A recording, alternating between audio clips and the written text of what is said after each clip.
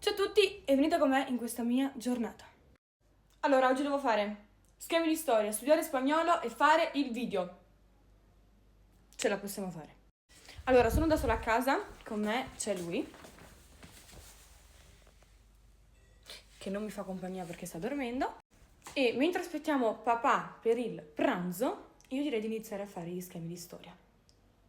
Andiamo.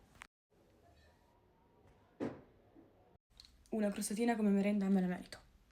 Ragazzi, allora con storia mi fermo qua perché ho l'interrogazione giovedì, oggi è martedì e direi di studiare spagnolo perché domani ho la verifica.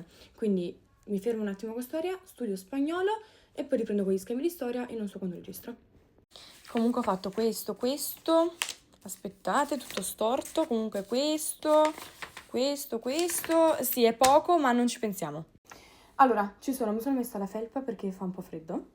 E adesso inizio a studiare spagnolo, sono le 5:05 e devo muovermi, anche perché dopo devo continuare a fare gli schemi di storia e registrare. La verifica di spagnolo è su letteratura e su grammatica. Io direi di iniziare prima da letteratura.